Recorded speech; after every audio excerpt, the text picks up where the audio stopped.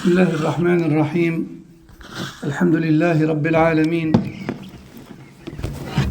وصلى الله وسلم وبارك على نبينا محمد وعلى آله وصحبه أجمعين.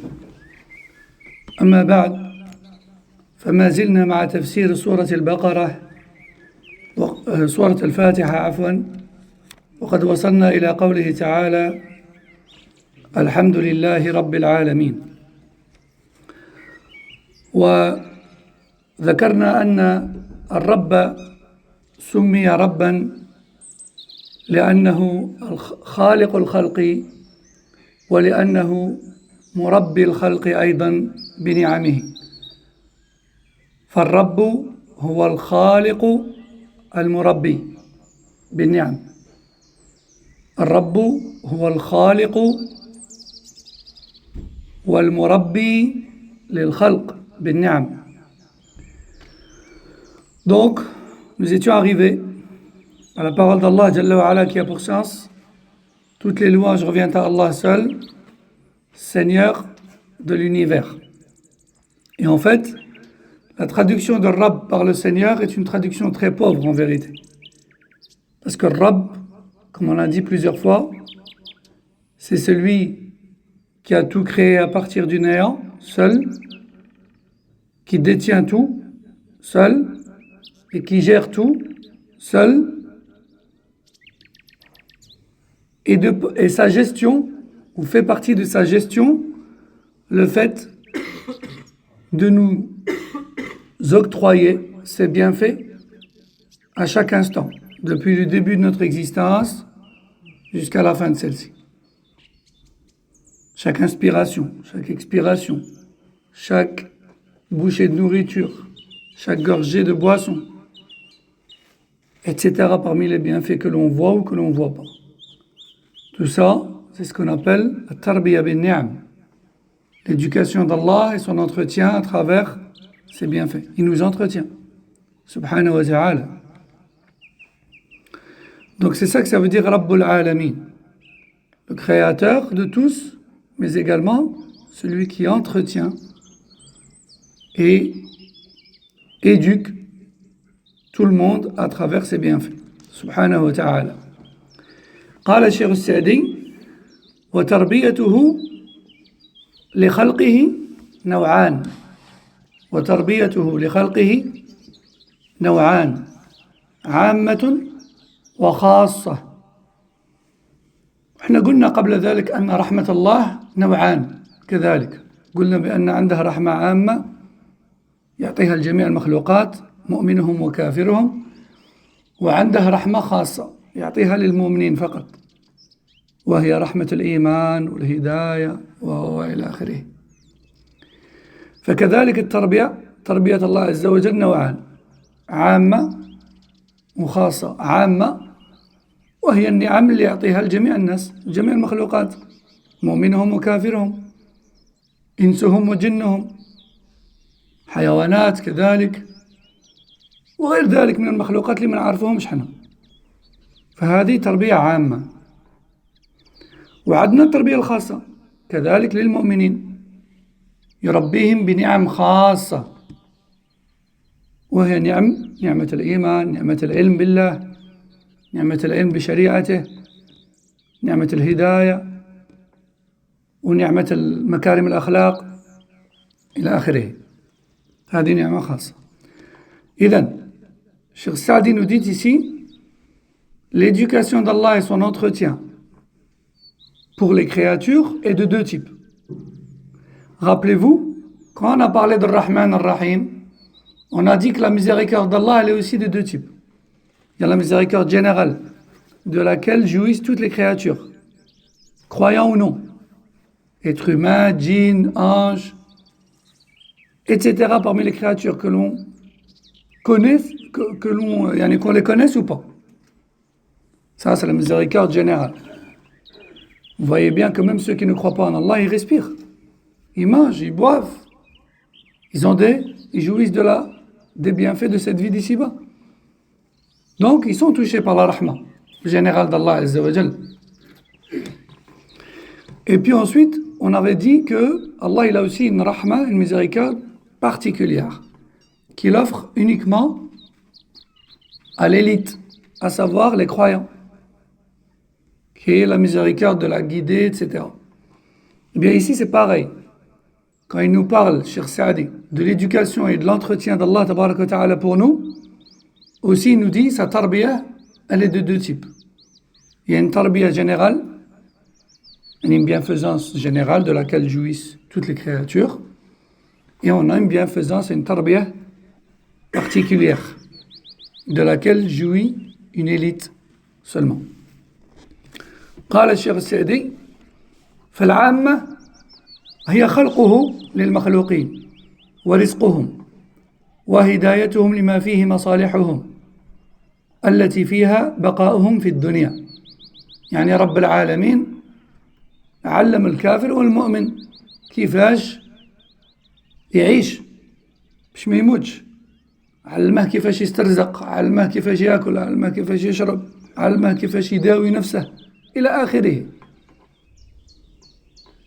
هذه هداية للمصالح العامة. والتربية الخاصة تربيته لأوليائه، يعني المقربين اللي يحبهم ويدافع عليهم. تربيته الخاصة تربيته لأوليائه فيربيهم بالإيمان ويوفقهم للإيمان ويكمل الإيمان لهم ويدفع عنهم الصوارف، يعني يدافع عليهم، يبعد عليهم الشر والعوائق الحائلة بينهم وبينه. وحقيقتها تربية التوفيق لكل خير. هذه هي التربية الخاصة، هي التوفيق، ربي يوفقك لكل خير. هذه هي التربية الخاصة، وهذه هي المهمة. والعصمة عن كل شر. ولعل هذا المعنى هو السر في كون أكثر أدعية الأنبياء بلفظ الرب، فإن مطالبهم كلها داخلة تحت ربوبيته الخاصة.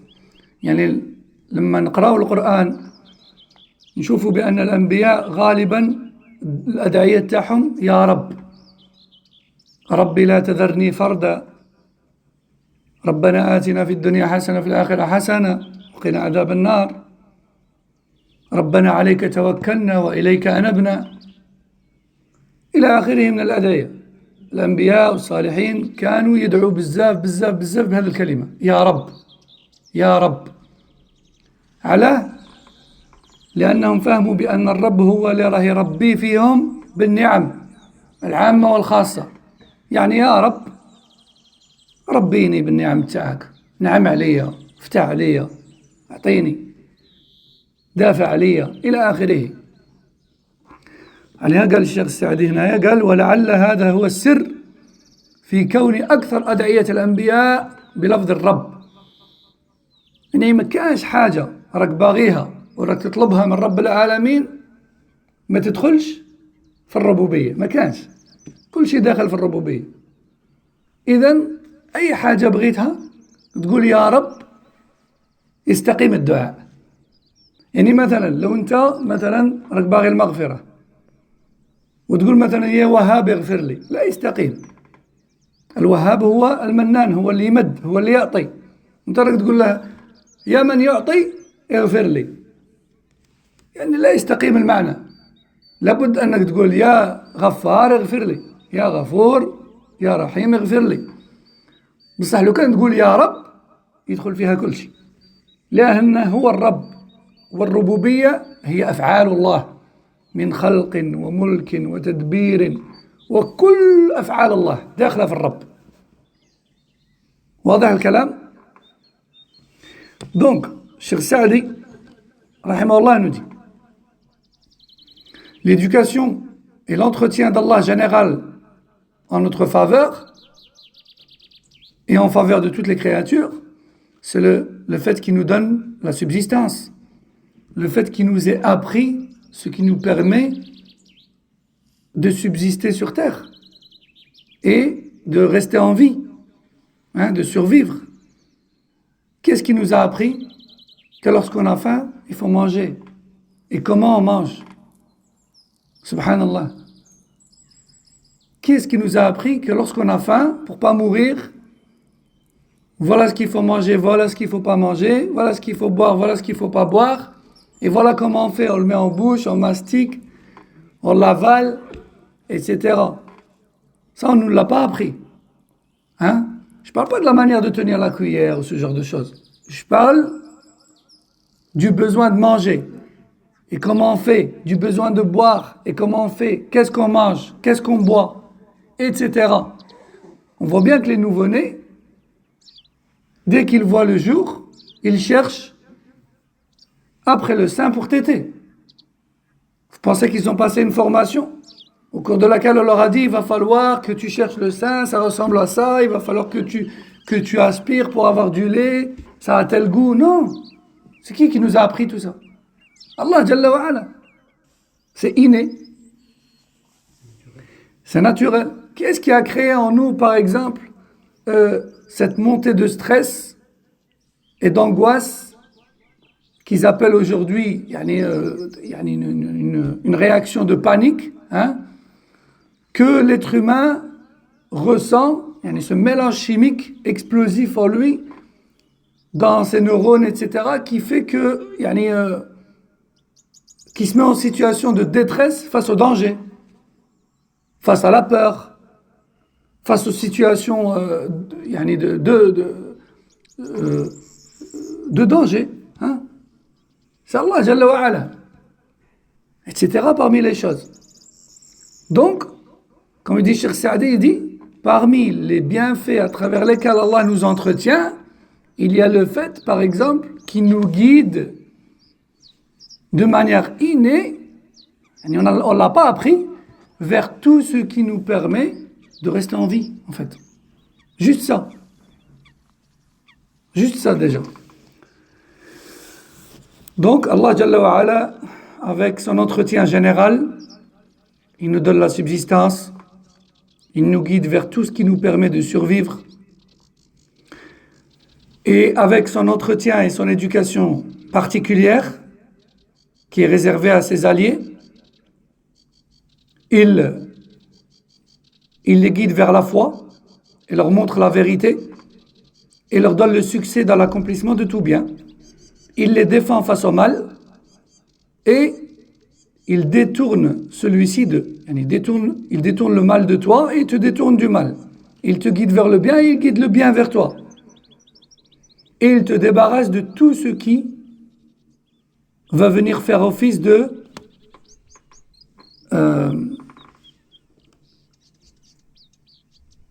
tout ce qui va venir faire office de séparation et d'obstacle entre toi et Allah Azza wa Jal. Entre toi et Allah Azza wa Jal. Tout ce qui va venir essayer de faire obstacle entre toi et Allah, Allah il va le retirer, le dissiper.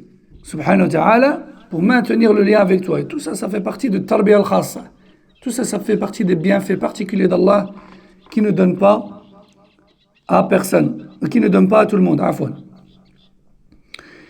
Et Cheikh Saadi nous dit, c'est d'ailleurs peut-être pour ça que la plupart des invocations des prophètes dans le Coran commencent par Ya Rab, ô Seigneur.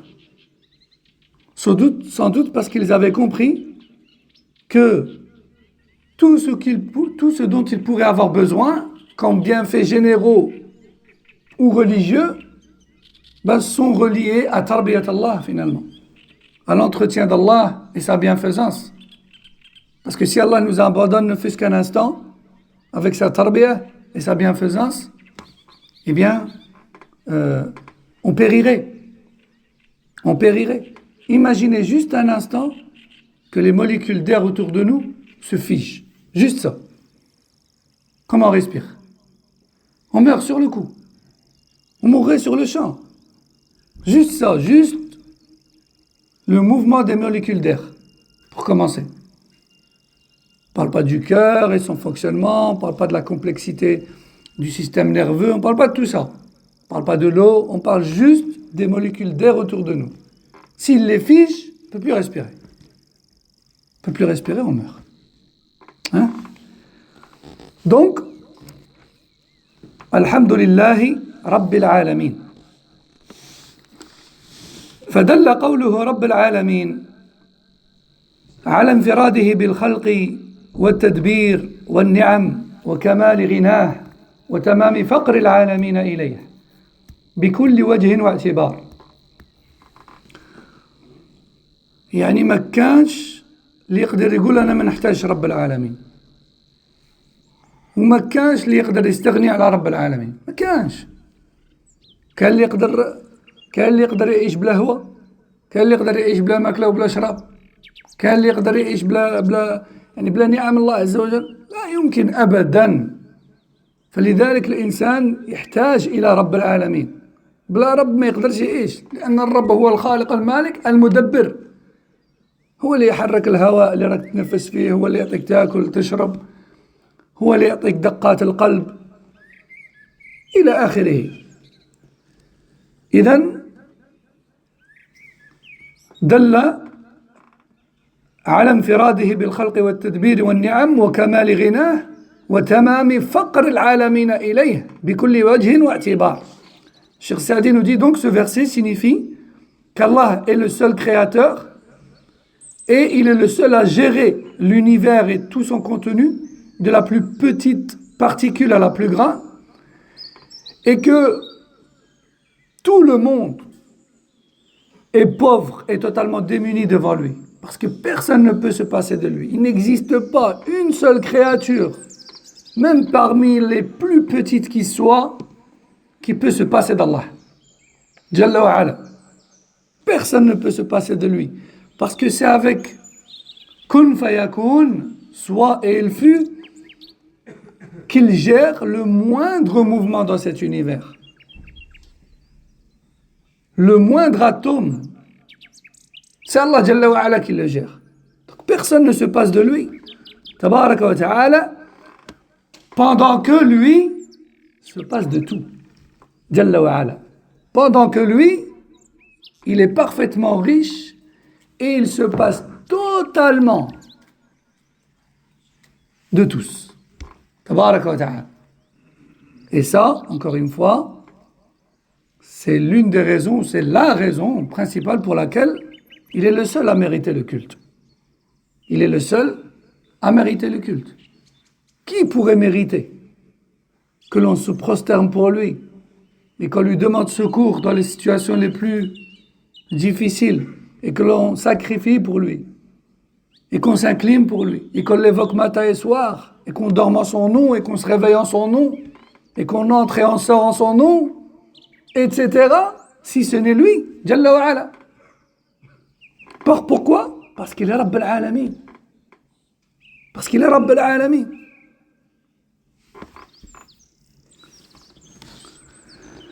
ثم قال مالك يوم الدين. نعم هنا فائدة. نعم هذا يشير إلى توحيد الربوبية. نعم. Donc bien sûr ce verset-là, il fait allusion à l'unicité d'Allah dans sa seigneurie, comme on a dit. طيب قال مالك يوم الدين. المالك هو من اتصف بصفة الملك التي من آثارها أنه يأمر وينهى، يثيب ويعاقب، ويتصرف بمماليكه بجميع أنواع التصرفات. وهذا أيضا داخل في توحيد الربوبية. يعني رب العالمين هو المالك ليوم الدين، يعني يوم الدين ملك له. وفي قراءة ملك يوم الدين، يعني هو الملك الأعظم يوم الدين وبقية الأيام كذلك. ومالك يعني هو الذي يملكه، تاعه يوم الدين تاعه، وبقية الأيام كذلك تاعه. بس غادي نشوفوا بأن رب العالمين لما قال أن يوم القيامة ويوم الدين تاعه كاين حكمة، كاين سبب، رغم أن بقية الأيام كذلك تاعه سبحانه وتعالى. هذاك النهار، هذاك اليوم يوم كبير، يوم الحق في كل قضية. وهذاك اليوم ما كانش اللي يقدر يكذب ولا يتهرب، وما كانش اللي غادي يلقى كاش واحد يدافع عليه ولا يشفع عليه بالكذب والزور والرشوة، ما كانش. إذن هذا يوم عظيم، وما تسحقش أفوكا في ذاك النهار، كانش الأفوكا. القاضي والحاكم هو رب العالمين، يعرف كلش، ما خصهش شكون اللي يقنعه ولا يخبره ولا يبين له ولا يبرهن له، ما كانش، ما تسحقش. وفي هذاك النهار الصادق يبان الصدق تاعه، والكذاب يبان الكذب تاعه. وهذا يبين لنا أهمية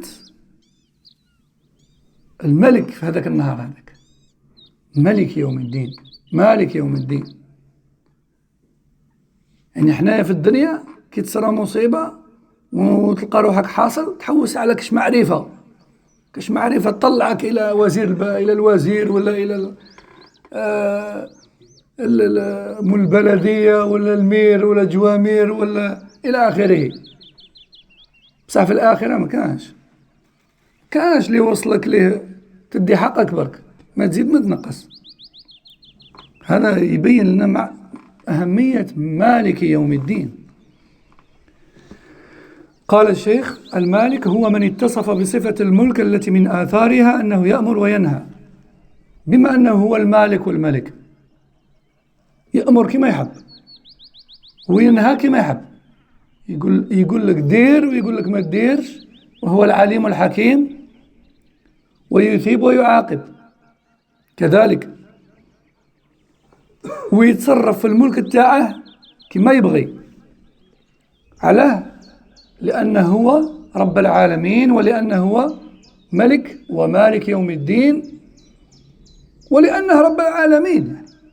والرب الحكيم سبحانه وتعالى العليم، ما كانش اللي يقول له على درت هذه وما درت هذه، وعليم حكيم سبحانه وتعالى. Donc ensuite, Allah Jalla wa Ala dit, il est le détenteur du jour du jugement, du jour du jugement. Et dans une autre récitation, il est le roi du jour du jugement. Mais l'un dans l'autre, ça signifie pareil au final. Parce que le roi, c'est celui qui détient.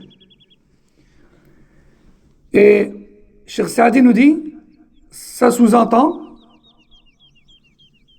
de par son statut de roi ou de détenteur, il leur donne ce qu'il veut.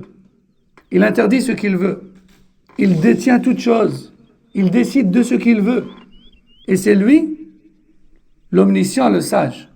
Malgré qu'il fait tout ce qu'il veut, il ne fait rien d'injuste et il ne fait rien de manière imparfaite. Plutôt, tout est parfait, tout est bien placé, tout est bien calculé. Et tout est juste auprès de lui, Jalla wa Ala. Et ça fait aussi partie de Ar-Rububiyya. Ça fait partie de ce qui décrit Ar-Rabb, qui est le Seigneur subhanahu wa ta'ala. ثم قال: وأضاف الملك ليوم الدين وهو يوم القيامة، وهو يوم يدان الناس فيه بأعمالهم خيرها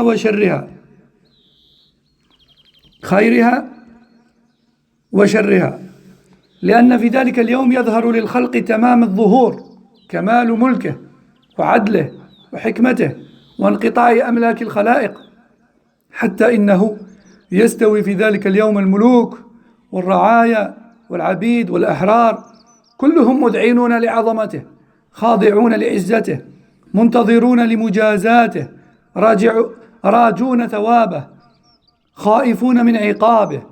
فلذلك خصه بالذكر، يعني خص يوم الدين بالذكر، وإلا فهو المالك ليوم الدين ولغيره من الأيام. وأيضا الدين، كلمة الدين هذه عندها عدة معاني. يطلق الدين ويراد به العمل التعبدي، تطبيق الديني، الصلاة والزكاة والصدقة والذكر والتوبة والاستغفار والحج والعمرة هذا قاع دين، هو العمل تطبيق. ويطلق الدين ويراد به الحساب والجزاء على هذا العمل الديني. إذن في هذه الدنيا عندنا الدين اللي هو العمل، تصلي تصوم تزكي تتصدق تستغفر تتوب إلى آخره، هذا هو الدين في الدنيا. بصح في الآخرة كاين دين واحد آخر ما يبقاش هذا الدين تاع الدنيا، خلاص كي تموت يكمل العمل، باقي الحساب والجزاء. هذا هو الدين في ذاك النهار، الدين هو الحساب والجزاء، كما قال تعالى مالك يوم الدين، مالك يوم الدين يعني يوم الحساب. إذن تطلق كلمة الدين ويراد بها العمل، كما قال تعالى ألا لله الدين الخالص، يعني العبادة لازمها تكون لله وحده لا شريك له. والدين يطلق ويراد به الحساب، كما في هذه الآية مالك يوم الدين، يعني مالك يوم الحساب. Donc ensuite Allah Jalla wa Ala, toujours par rapport à ce verset, lorsqu'il dit qu'il est le détenteur du jour du jugement, Cheikh Saadi nous dit, on voit ici qu'Allah a annexé et affilié le jour du jugement à lui, en disant qu'il lui appartient. Il est le roi et le détenteur du jour du jugement. Mais nous, on sait qu'Allah, on sait que tous les jours appartiennent à Allah, que ce soit le jour du jugement ou le reste des jours, tout appartient à Allah. Mais pourquoi Allah, il précise en particulier ici le jour du jugement, afin de nous rappeler ou afin de nous informer que ce jour-là, on prendra conscience plus que jamais de sa royauté, de sa suprématie, de sa dominance, de sa royauté, de sa puissance, de son unicité, Jalla wa Ala. Parce que ce jour-là, tout ce qu'on aura connu autour de nous parmi les pouvoirs et les statuts de roi, de ministre, de président, d'empereur, etc., tous ces noms et ces statuts-là n'auront plus aucun sens. Ils n'existeront plus. Tous les humains et les djinns seront au même niveau. Tous dans leur forme première, quand ils ont été mis au monde. À pieds nus, pieds nus et incirconcis. Quel roi restera-t-il ce jour-là? Quelle puissance, quel pouvoir, quelle dominance, quelle royauté? Une seule. Maliki Yawmiddin. C'est à ça qu'il fait allusion ici. Comme nous dit Cheikh Saadi, rahimahullah. Ad-Din est un mot qui a deux sens. Il a un sens dans la dunya et il a un sens dans l'au-delà, après la mort. Dans la dunya, Ad-Din, c'est celui qu'on connaît. C'est la pratique religieuse, c'est l'adoration d'Allah, c'est son obéissance, la prière, le jeûne, le zakat, le hajj,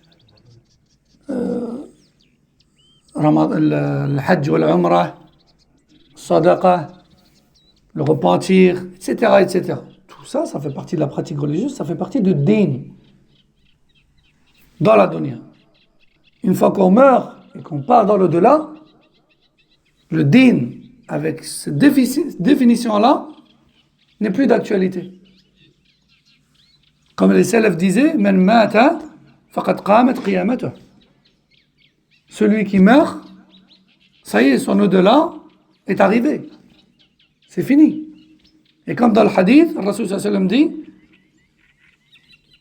Ida mata al-abdu inqata'a amaluh illa min thalath.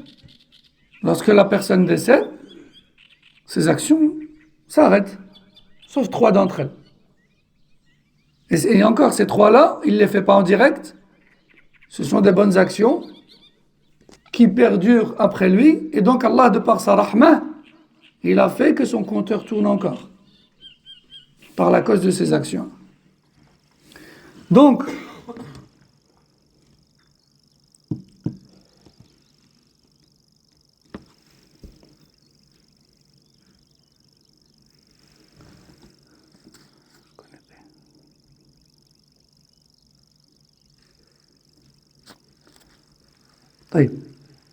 donc, din, c'est ce que je disais. Je disais que din, il a une définition dans cette dunya, qui est la pratique, et qui s'achève lorsqu'on meurt, hein, c'est ça que je disais.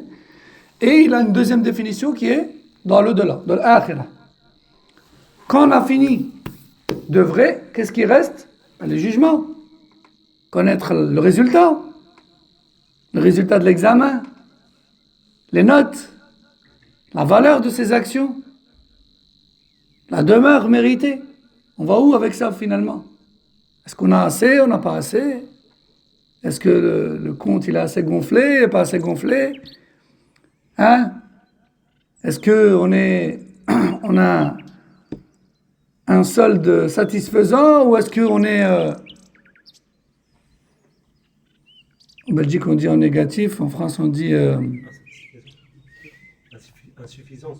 Il y a un terme, qu'on est à moins quelque chose sur le compte. À découvert, naam. Il y a des connaisseurs. Hein? Donc, c'est le moment de vérité. Et ce moment de vérité-là, c'est l'heure du jugement. Donc, ad-din dans la dunya, c'est la pratique. Et din dans l'au-delà, c'est le jugement. Ad-din dans la dunya, c'est l'obéissance à Allah. Comme Allah a dit, n'est-ce pas à Allah seul que doit être voué ad-din. Ala lillahi ad-din al-khalis. Et comme Allah a dit également, Malik yawmiddin, il est le roi du jour du jugement. D'accord? Ad-din a deux définitions. ثم قال تعالى إياك نعبد وإياك نستعين يعني نخصك وحدك بالعبادة والاستعانة لأن تقديم المعمول يفيد الحصر وهو إثبات الحكم للمذكور ونفيه عما عداه فكأنه يقول نعبدك ولا نعبد غيرك ونستعين بك ولا نستعين بغيرك. يعني رب العالمين كان قادر يقول نعبدك أنت ونستعين بك أنت، بصح ما قالش هاك، قال إياك نعبد وإياك نستعين. وهذه في اللغة العربية يسموها تقديم المعمول. وهذا التقديم للمعمول الفائدة النحوية تاعه هي الحصر، بمعنى إياك يعني انتايا وحدك نعبدك، وانتايا وحدك نستعين بك. هذا هو المعنى. لأننا لو قلنا نعبدك أنت معناتها أنك تعبد الله، بصح ربما تعبد غيره أيضا. ولما تقول أستعين بك أنت ربما تستعين بالله وتستعين بغيره أيضا، بصح ربي ما بغاش هكا. ربي بغى ألا لله الدين الخالص، وربي بغى وما أمروا إلا يعبدوا الله مخلصين له الدين حنفاء ويقيموا الصلاة ويؤتوا الزكاة وذلك دين القيمة، طريق المستقيم، دين القيم يعني المستقيم. إذن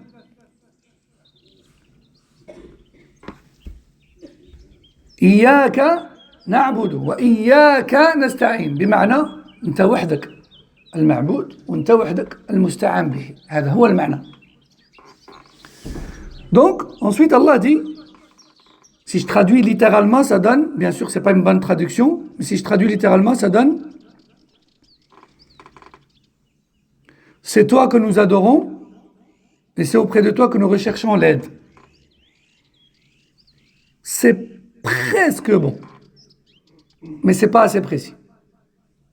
Pourquoi? Parce que la formulation grammaticale de cette phrase contient un sous-entendu. Et les Arabes, dans leur langage, ils ont beaucoup de sous-entendus qui n'ont pas besoin de prononcer ni d'écrire. Et le fait d'avoir dit « c'est toi »,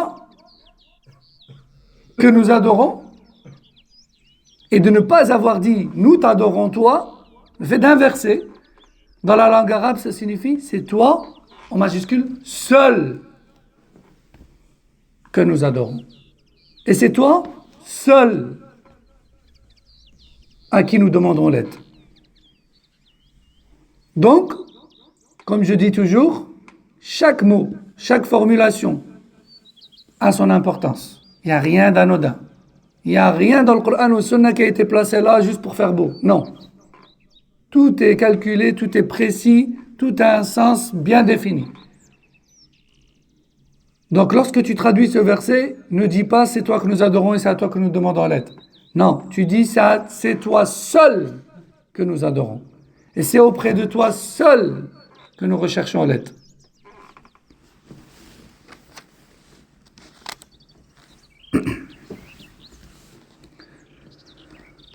قال الشيخ السعدي وقدم العبادة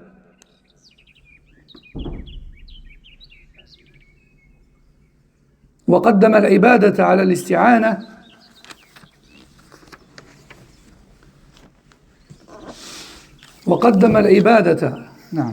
على الاستعانة من باب تقديم العام على الخاص واهتماما بتقديم حقه على حق عباده. يعني شوف هذه الآية رب العالمين قال إياك نعبد وإياك نستعين. الاستعانة بالله داخلة في العبادة ولا لا؟ داخلة في العبادة. يعني أنت لما تقول يا ربي عاوني راك تعبد ربي ولا ما راكش تعبد ربي؟ راك تعبد ربي. ومع ذلك ربي قال إياك نعبد، يعني علمنا هذا الدعاء قولوا إياك نعبد وإياك نستعين. وهذا ما هوش تكرير بدون فائدة، ما هوش تكرار بدون فائدة. المعنى أن الهدف الأول هو عبادة الله، بصح لو كان ما يعاونكش ربي ما غاديش تقدر تعبده كما يلزم. عليها قال لك قول باللي غادي تعبد ربي واطلب من رب العالمين يعاونك، لأنه إذا ما عاونكش ما غاديش تقدر. التوفيق لكل خير. تربية الخاصة راك معاقلين عليها؟ قلنا كاين تربية عامة وتربية خاصة. والتربية الخاصة هي التوفيق للخير. شحال من الناس يعرفوا الحق وما يديروهش، يعرف الصلاة وما يصليش، يعرف الإسلام ما يسلمش، يعرف الزكاة ما يزكيش، يعرف الصيام ما يصومش، يعرف باللي الكذب حرام ويكذب، يعرف باللي الغش حرام ويغش. شحال من واحد. علاه؟ لأنه ما عندهش التوفيق. كونك تعرف حاجة بصح تديرها هذه حاجة واحدة أخرى. ولذلك دائما نسأل الله التوفيق، نسأل الله التوفيق. مش غير تتعلم وتسأل من الله التوفيق باش تطبق. وهذا هو معنى اهدنا الصراط المستقيم كما سنقرأ. يعني انت كل يوم لما راك تقول اهدنا الصراط المستقيم ماشي معناتها يا ربي مانيش في الطريق المليحة ديني في الطريق المليحة، لا، معناتها يا ربي اي حاجة علمتها لي من الخير وفقني بها نديرها. شحال من حاجة نعرفها وما نديرهاش. هذا هو المعنى. إذن إياك نعبد وإياك نستعين. وهذا المعاونة رب العالمين تحتاجها وتستحقها باش تعبد رب العالمين. Donc, dans ce verset, on remarque également qu'Allah Azza wa Jal dit, ou nous dit, de l'invoquer en disant « Oh Allah, c'est toi seul que nous adorons et c'est à toi seul que nous demandons l'aide. » Mais concentrez-vous un instant avec moi.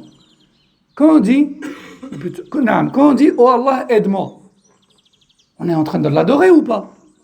On est en train de l'adorer.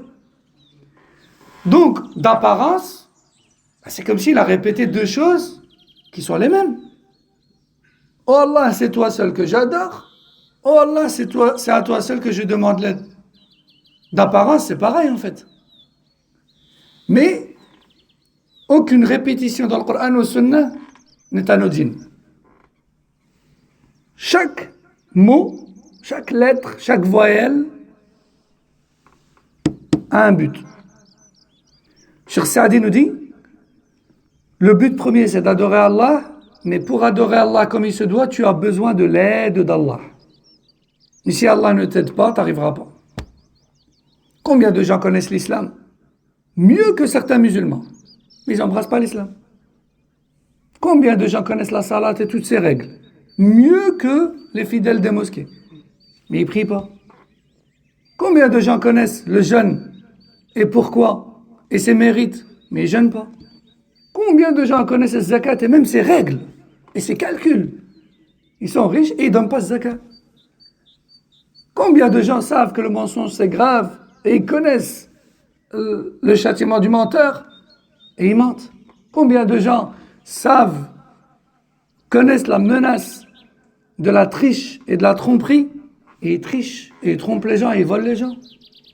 Donc, savoir, c'est une chose. Appliquer, c'en est une autre. Donc, il ne suffit pas de savoir. Il faut savoir et faire. Et ensuite, il ne suffit pas de savoir et faire. Il faut savoir et faire dans le but et l'intention de plaire à Allah. Pas pour que les gens te voient. D'accord? Et tout ça, c'est pas facile pour celui à qui Allah ne le facilite pas. Parce que Shaitan, il va venir. Il va dire, il y a des gens, prie bien. Il y a des gens, montre que tu fais une sadaqa. Il y a des gens, dis tout ce que tu sais, comme ça ils vont voir que tu connais. Il y a des gens, baisse ton regard, comme ça ils vont croire que tu les as pas vus et du coup ils vont croire que tu es chaste et tu es pieux, etc. C'est pas facile si Allah ne t'aide pas. Donc, Iyaka na'bud, Iyaka nasta'in.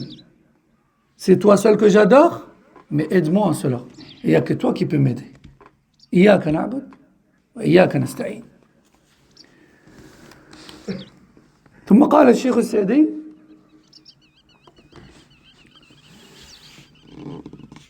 والاستعانة هي الاعتماد على الله في جلب المنافع ودفع المضار مع الثقة به في تحصيل ذلك. هذه الاستعانة، أنك تحوس على رب العالمين يعاونك في الخير ويبعد عليك الشر. هذا هو الاستعانة، المعنى واضح.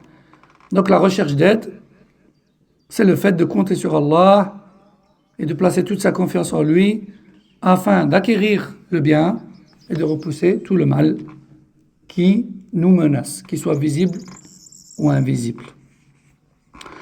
والقيام بعبادة الله والاستعانة به هو الوسيلة للسعادة الأبدية، هو الوسيلة للسعادة الأبدية والنجاة من جميع الشرور، فلا سبيل إلى النجاة إلا بالقيام بهما.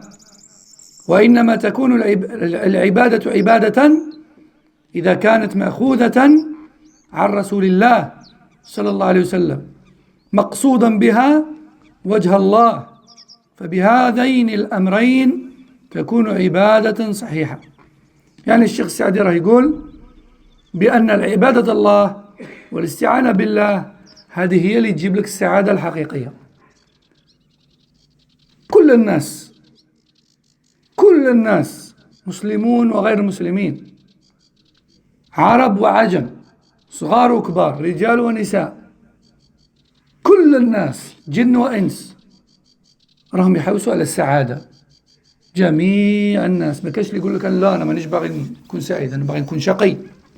ما كانش، سوى لك مهبول بالك. بس على الإنسان اللي بعقله يقول لك أنا أخويا باغي نكون سعيد، باغي نكون مهني في حياتي. والهنا الحقيقي والسعادة الحقيقية تلقاها غير في حاجة واحدة، تلقاها في طاعة الله عز وجل، في عبادة الله عز وجل. وهذا العبادة ما تقدرش تديرها إلا ما عاونكش رب العالمين وما وفقكش. بالك غادي تجاهد نفسك تجي للجامع خطرة، زوج، 3، من بعد بالك تفشل. علاه؟ لأنك مستعنتش بالله عز وجل، وقلت له وفقني، وحسبت روحك بأنك ما تحتاج لتوفيق الله عز وجل.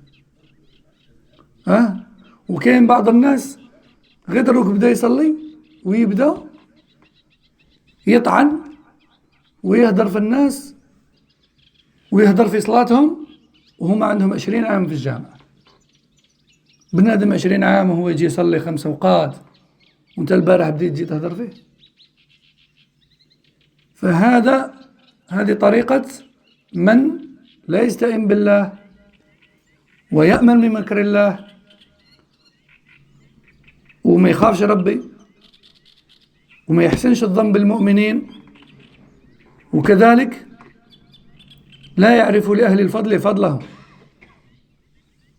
يعني واحد رب العالمين يعطاه فضل ما أعطاه لكش انت، قول الله يبارك واحترمه، لأن رب العالمين إذا أعطاه فضل أكثر منك فضل ديني معناتها أنه فيه حاجة ما راهاش عندك، عنده هو ما راهاش عندك، عنده خير في قلبه ما كانش في قلبك انت. إذن الاستعانة بالله عز وجل، العبادة والاستعانة بالله هي سبب السعادة، هي سبب السعادة.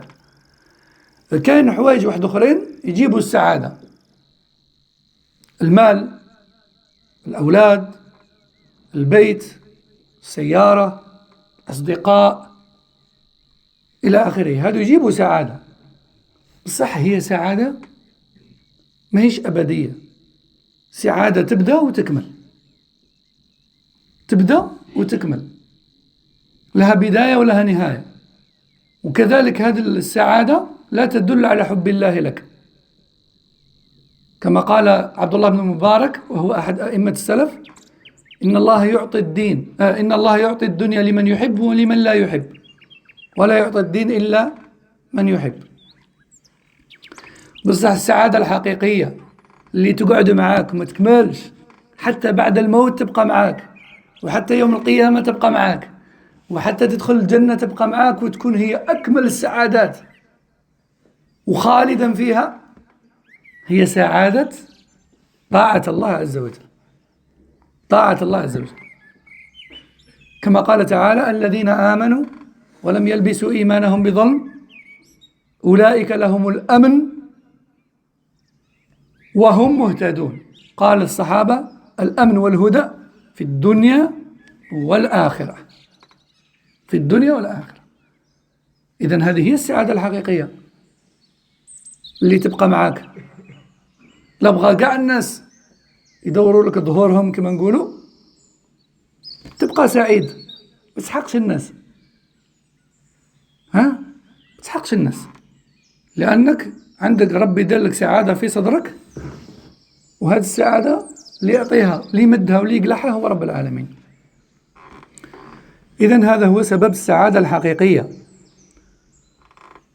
Donc Cheikh Saadi nous dit: l'adoration d'Allah et son aide sont les vraies causes, sont les causes du vrai bonheur et du vrai bien-être. Dans la vie, on a plein de choses qui procurent bonheur. Faut l'avouer. L'argent contribue au bonheur. Le mariage contribue au bonheur. Avoir des enfants, ça contribue au bonheur et au bien-être. Avoir une ou des maisons, ça contribue au bonheur. Avoir une bonne voiture, ça contribue au bonheur. Une vie sociale, des amis, la famille, des projets réussis, tout ça, ça procure du bien-être et du bonheur. Mais ce bien-être et ce bonheur, il n'est pas éphémère. Il n'est pas éternel. Il est éphémère. Il a un début et une fin. Il a un début et une fin. Et on le voit autour de nous. Des hauts et des bas, des hauts et des bas. Et plus tu avances dans la vie, plus tu vois que l'argent, ça vient et ça part. La santé, ça vient et ça part. Les amis, ça vient et ça part. Aujourd'hui, tu possèdes plein de choses, demain, tu possèdes plus rien. Tu es sous le zéro. Et après-demain, tu possèdes plein de choses. Et ainsi va la vie. Donc, le bonheur mondain, matériel, il n'est pas sûr, en fait, finalement. Il n'est pas stable. Par contre, le véritable bonheur, lui, il est stable. Et il perdure avec toi jusqu'à ta tombe et il continue avec toi après ta résurrection, pendant le jugement, et même il vient avec toi au Jannah, et il reste éternellement avec toi au Jannah. Et ce bonheur-là, il ne te trahit pas. Quand tout le monde te tourne le dos, comme c'est le cas de ceux qui aujourd'hui sont riches et demain ils sont pauvres, ils n'ont plus d'amis. Ah, il n'y a plus d'intérêt auprès d'eux, donc ils n'ont plus d'amis. Il n'est plus quelqu'un d'important, bah, il n'a plus d'amis. Hein? Mais le vrai bonheur, qui est celui de la foi et de la proximité d'Allah, lui, il ne te tourne pas le dos. Lui, il est toujours là avec toi. Où que tu sois, seul ou avec les gens, où que tu sois sur terre, vivant ou mort, il est avec toi. Mais ce vrai bonheur-là, il a un prix. Et le prix, c'est que tu luttes contre ton nafs pour adorer Allah en toutes circonstances, en public ou en privé, quand les gens te voient et quand les gens ne te voient pas, quand c'est dur et quand c'est facile, quand tu aimes l'adoration en question et quand elle t'est désagréable. Tu obéis à Allah, tu acceptes ce qui vient d'Allah, tu fais ce qu'Allah t'a dit, même si tu crois que tu vas perdre des choses. C'est ça le prix. Donc, l'adoration d'Allah et son aide sont le vrai secret du bonheur et du bien-être qui n'a pas de fin, ou qui n'ont pas de fin. Et l'adoration d'Allah, nous dit Cheikh Saadi, pour qu'elle soit acceptée d'Allah, et donc pour qu'elle fasse son effet qui est le bonheur, il y a deux conditions. Premièrement, que tu pratiques ton din uniquement pour plaire à Allah. Et Allah sait combien ce n'est pas facile. Allah sait combien ce n'est pas facile. Ne croyez pas que le plus facile, c'est de faire. Les anciens pieux prédécesseurs, comme Al-Hassan al-Basri par exemple, disaient « Je ne me suis pas battu pour une chose plus dure que pour ma niya, que pour mon intention dans les choses. » C'est quoi ta niya? Quand tu prends la parole, pose-toi la question avant. Est-ce que c'est pour plaire à Allah ou est-ce que c'est pour montrer que je sais? Quand tu fais, est-ce que c'est pour plaire à Allah ou pour montrer que je fais? Quand tu propages quelque chose, est-ce que c'est pour plaire à Allah ou est-ce que c'est pour que les gens voient que je propage quelque chose de bien? Et ça, c'est pas une ibadah facile. Hein. C'est la plus dure. Parce que nafs, ça se contrôle pas comme tes mains. Hein? Avec ta main, je prends, je pose, voilà, je l'ai contrôlé. Mais ton âme, ton cœur, tes intentions, ça va dans tous les sens. Et même si au début ton intention est bonne, elle peut te trahir au dernier tournant. Donc, ce qui est le plus dur, c'est ça. Et les salafs disaient, l'épreuve des pieux, c'est la niya. Nous, on pense que les pieux, ils sont à l'abri, mashallah, regarde, ils sont droits, ils font pas de haram, rien du tout. Ils sont parfaits. Ils n'ont rien qui les menace. Eh bien si, en fait. Il leur reste l'adoration la plus dure qui les menace, à savoir l'intention, purement pour Allah. L'ikhlas.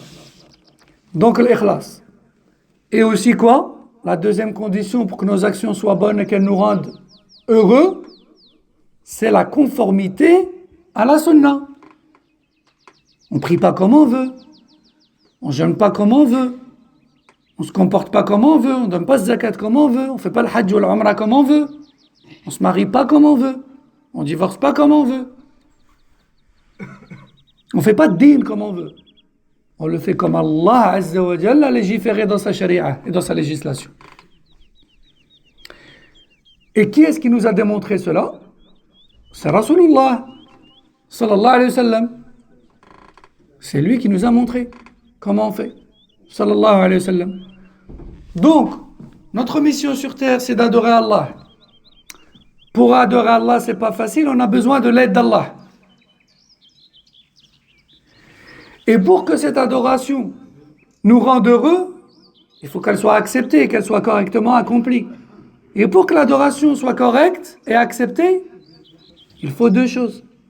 Il faut qu'elle soit faite pour plaire à Allah uniquement, et il faut qu'elle soit faite comme le messager d'Allah sallallahu alayhi wa sallam. Et c'est ça le secret du premier pilier de l'islam. Remarquez que les piliers de l'islam, ils ne commencent pas par le salat, ils ne commencent pas par le zakat, ils ne commencent pas par le siyam, ramadan, ils ne commencent pas par le hajj. Pourtant, c'est des grandes adorations. Ils commencent par quoi les piliers de l'islam? Par le shahadatayn. Ashhadu an la ilaha illallah wa ashhadu anna Muhammadan rasulullah. C'est ça la fondation. Je m'engage. لا أشهد أن لا إله إلا الله غادي نعبد الله وحده كيفاش كيما رسول الله أشهد أن لا إله إلا الله وأشهد أن محمد رسول الله يعني راني الآن كما قال الآخر نوثق بأني غادي نعبد رب العالمين وحده وعلى طريقة رسول الله صلى الله عليه وسلم شهادة يحاسبك عليها رب العالمين يحاسبنا عليها رب العالمين إذن donc telle est la raison du premier pilier de l'islam. Comme j'ai dit, le premier pilier de l'islam, c'est pas la prière, c'est pas la zakat, c'est pas le jeûne, c'est pas le hajj. Pourtant c'est des grandes adorations. Le premier pilier, c'est l'engagement auprès d'Allah de n'adorer que lui à la manière ou avec la manière transmise par son messager. Ashhadu an la ilaha illallah. J'atteste et je m'engage de n'adorer que Allah. Wa ashhadu anna Muhammadan rasulullah. Et j'atteste et je m'engage de le faire de la manière de Rasulullah sallallahu alayhi wa sallam. As-salat, je prie pour Allah comme Rasulullah. Zakat, je donne pour Allah, comme Rasulullah nous a appris. Siyam Ramadan, je jeûne pour Allah, à la manière de Rasulullah sallallahu alayhi wa sallam. Al-Hajj wal-Umrah, pour Allah, avec la manière enseignée par Rasulullah sallallahu alayhi wa sallam. C'est pour ça que c'est le premier pilier de l'islam. Et on entend malheureusement beaucoup de gens convertir des personnes à l'islam. Il lui dit, bon, je t'explique l'islam, c'est que tu dis shahada, ashhadu an la ilaha illallah, Muhammad rasulullah, et il passe à la suite. Voilà, donc maintenant tu dois prier, on prie comme ça, le zakat comme ça, kada, le siyam, le hajj. Il lui explique pas en fait la base. Pourquoi je fais tout ça en fait? Pourquoi je fais ce salat? Et qu'est-ce que ça veut dire ce que je dis dans ce salat? Pourquoi je fais ce zakat? Qu'est-ce que ça veut dire? Quelle est sa récompense? Pourquoi le hajj? Qu'est-ce que ça veut dire ce qu'on dit pendant le hajj? Etc. Pourquoi? Et pourquoi je le fais comme ça et pas comme ça? Et ça, c'est triste. Tout ça, on le fait. Pourquoi? Parce qu'Allah veut être adoré avec ça. Et on le fait comme ça, parce que Rasulullah nous a dit comme ça. La ilaha illallah, Muhammadur Rasulullah.